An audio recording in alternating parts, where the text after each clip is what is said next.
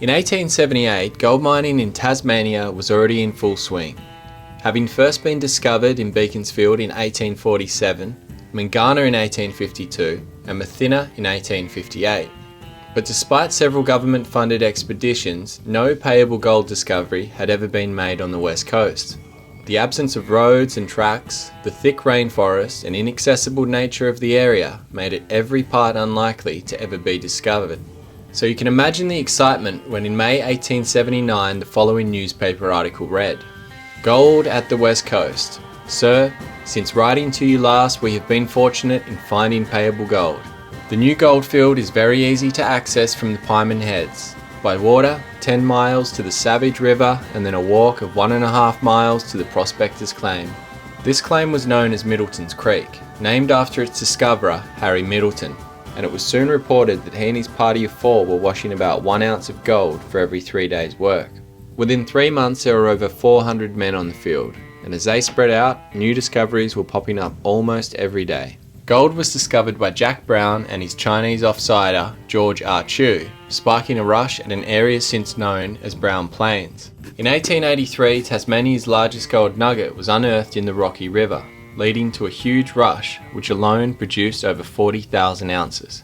A 40-mile rough track was cut into Corinna from Waratah, but the conditions proved too bad for use of packhorse. Instead, all supplies were brought in via sea, and after a 5-day trip the ship would have to navigate the Pieman Head's notoriously dangerous sandbar. This patch of water has claimed many lives, and when marine engineer Theophilus Jones surveyed the heads in 1887, the recent gravesite of drowned Constable Henry Chad Christian was a feature. With the remains of several visible shipwrecks at the heads, most captains agreed to run the risk for one thing in return: a boatload of green gold. As the Pieman River catchment borders the northern habitat for the valuable softwood Huon pine, thus began the great symbiotic relationship of pining and mining on the Pieman River. Before long, a government store was built on the esplanade and hotels followed suit. After work, the men emerged from the forest to drink. An early eyewitness described the town site as a battlefield, with men laying all over the place intoxicated. There's no doubt about it, this was the Wild West. As most of the streams became worked out, the miners moved on to new discoveries in the Queenstown area, and it wasn't until 1894 that Corinna sparked its second life. It was well known that the gold was derived from the ancient gravels high up in the hills, but a lack of water and low-grade gold made them uneconomical to mine. The process of hydraulic sluicing was already big in America and allowed the processing of bulk gravels and greater gold potential. 6 separate mining syndicates were formed, and the first job was to cut huge water races into the surrounding mountainside and build dams to fuel the water jets. Most companies sluiced the ground for 3 months before sluice cleanup and checking the results, but they all came back disappointing. While getting some gold, the companies weren't covering wages, and one by one they all went bankrupt. Corinna was abandoned once again, and as the West Coast forest does, it reclaimed what was once borrowed from it. Visitors today can see the old township, which has been converted into accommodations, and explore the rivers and creeks and relive some of that history. I set out for a couple of nights to do just that, and see if I could take home some of that long guarded treasure.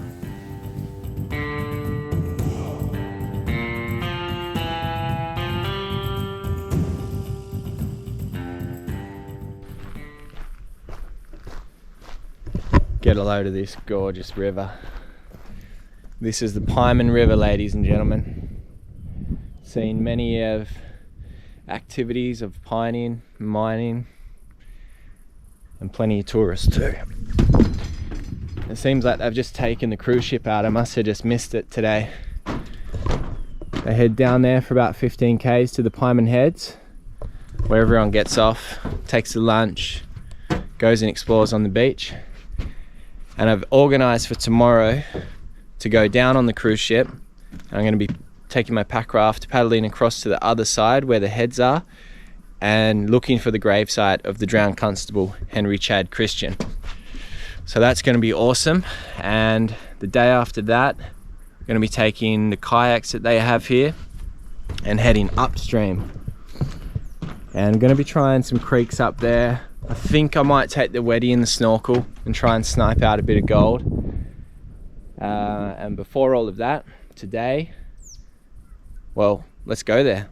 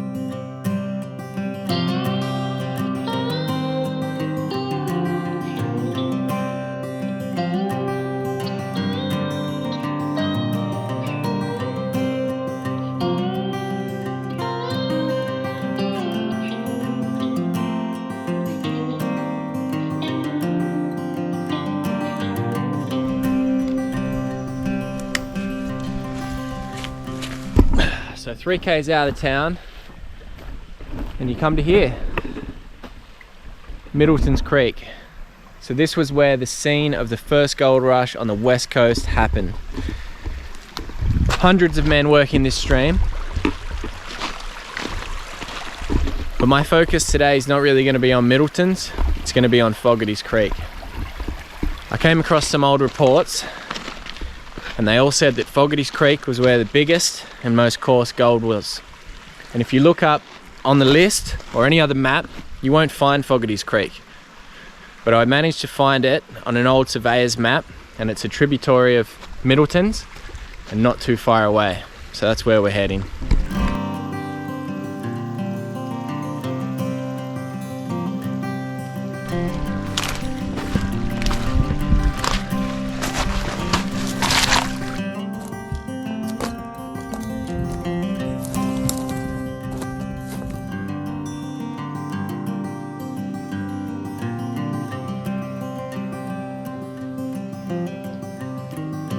So I've been going up this creek now for about 20 minutes or so. Still haven't seen any bedrock. I'm getting kind of a bit more hints at larger pieces of rock, but I don't know if that's going to be the bedrock and how far away the actual outcrops of the bedrock are. Everywhere you look here, there's just an incredible amount of work that's gone in to remove in the middle of the gully. You can see here all of those rocks there on the side, that's all been built up. It's all overburden that they've moved, trying to work this stream. And even just over the back here, like, look at this. Massive crater that they've dug out. It would have been gold all the way through. Otherwise they wouldn't have kept digging. So this is huge, like it's the size of a small house. I better run the detector on the base here.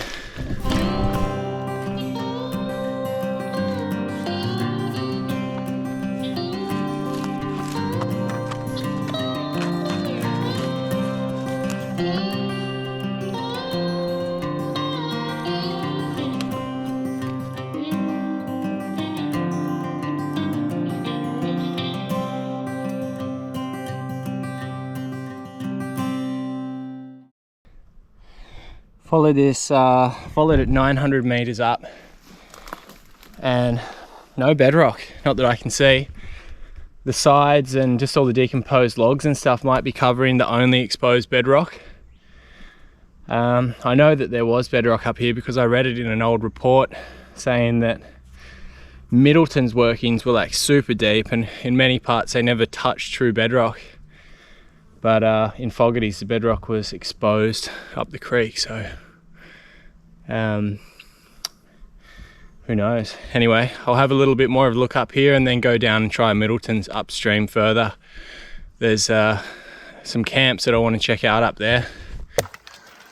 That there is the bedrock. There's just hardly any of it.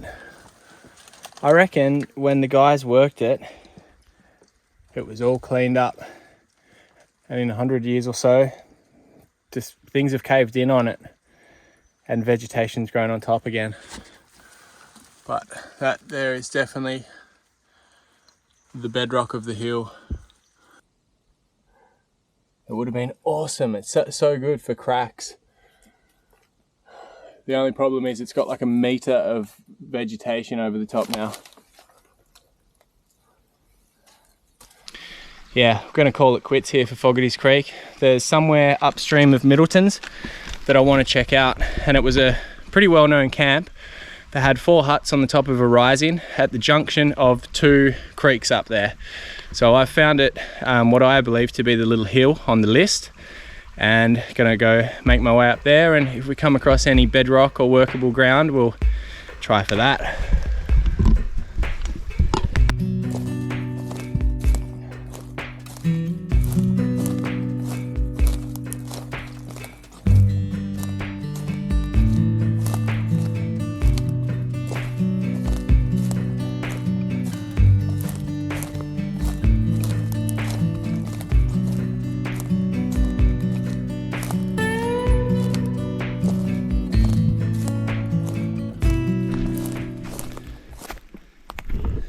So right here where I had the marker, you can see it's very flat, and I'm guessing that the camp must have been on this little table. There was 4 huts.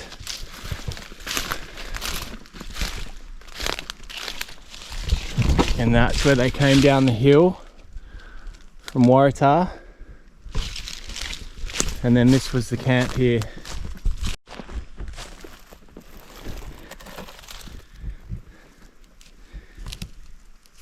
There's something here.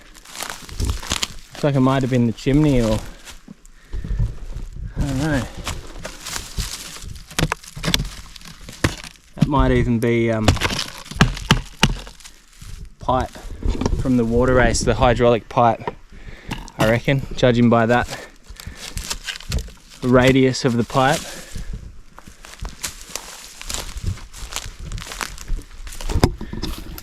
You got to remember this.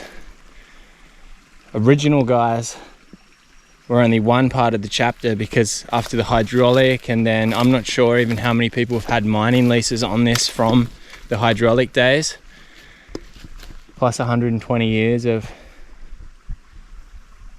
people going over it. I'm pretty certain this little flat part was where the 4 huts were. I'll have a bit more of an explore anyway.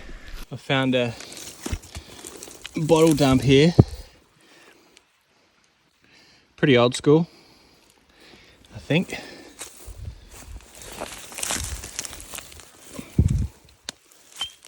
And what's that there? A metal grate or something. Another bottle. I doubt that there'd be anything left from the original huts. If this is the stuff from the hydraulic sluicing, and this is pretty heavy duty metals, then safe to say there's not much left of her. This here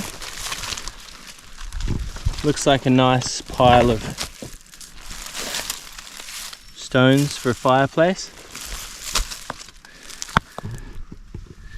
Possibly.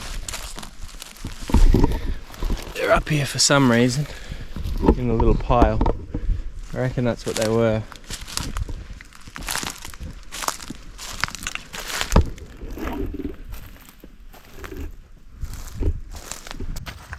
You can see quite a bit of work's gone into that wall there. Was that a lead?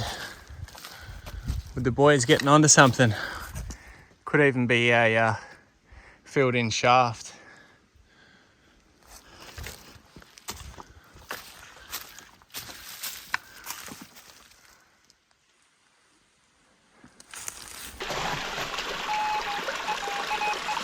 I've just come across my first little target.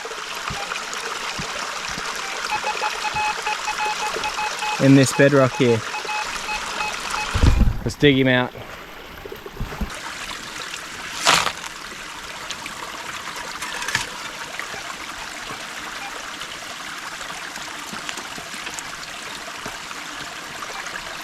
Can't hear it.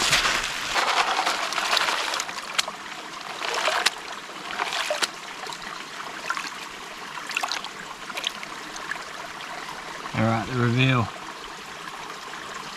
There was gold in them hills. It might have been that, maybe. Oh, surely that's way too small for the detector to set off. I reckon it's still in there.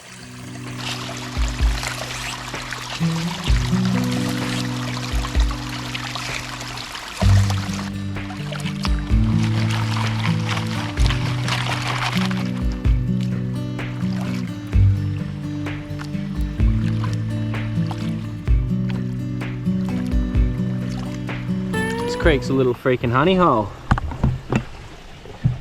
Another like 4 or 5 bits in there. Like, it's only pretty small stuff, but it's definitely here and it's definitely worth working. No point stopping now, eh?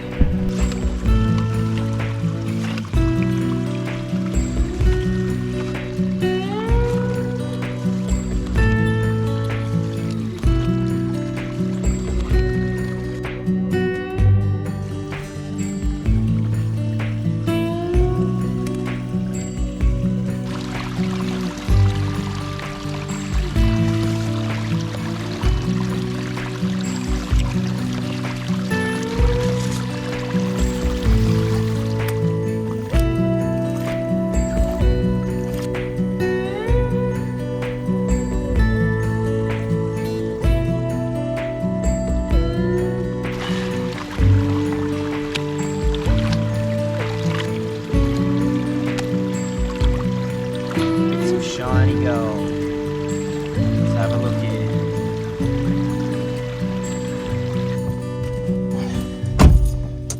Middleton's Creek. Not the easiest or the richest gold spot in Tassie, but it's definitely still here and not too hard to get.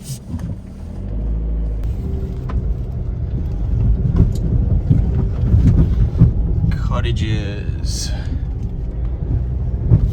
Number 9.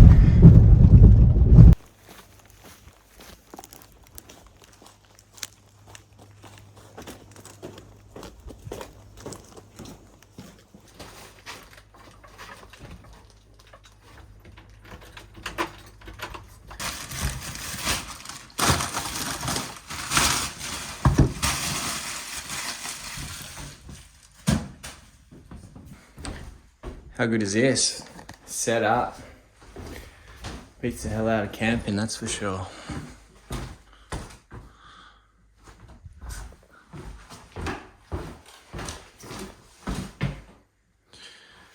Must be due for a shower. And a de-leaching.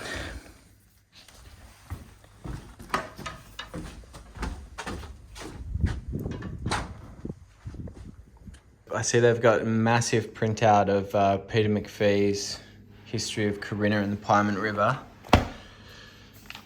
And there's so much good information and history in here. One of the things that I noticed was the Henry Chad Christian has got his mention here about when he died, and he writes that there was no exact indication of where they were buried, which was presumably at the Heads. A retired prospector recollected that Christian was drowned at the Pyrmont Heads whilst attempting to cross the bar in an open boat, and remains now lie at the Heads, within a few yards of where he lost his life. But I think with these 3 newspaper articles and Theophilus Jones's survey, which shows where the grave was in relation to other landmarks, I think we're in for a pretty good chance tomorrow. Whether or not there's going to be anything left all depends on how well it was created to begin with. I'm guessing that it was like a Huon pine headstone and probably even Huon pine fence around it, And if that's the case, it only takes one bushfire to wipe it all out. But we'll find out tomorrow. I need a steak.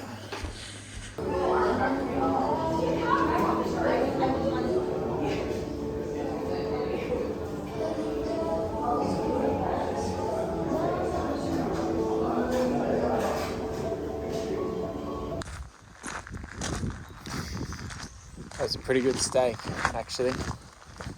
I'm impressed.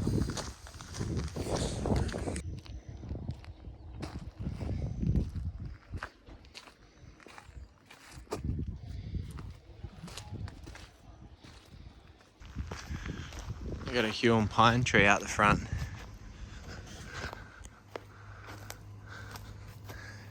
It's pretty cool.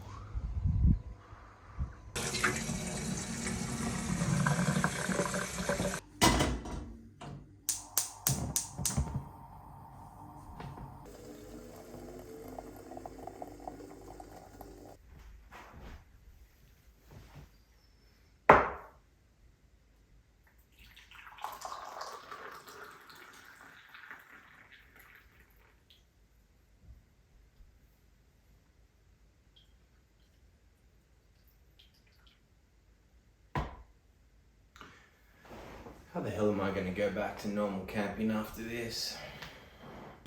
Next time.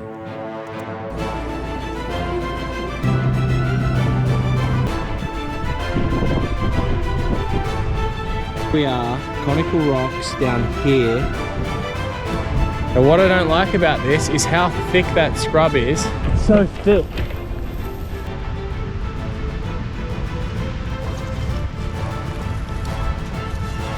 It has to be this.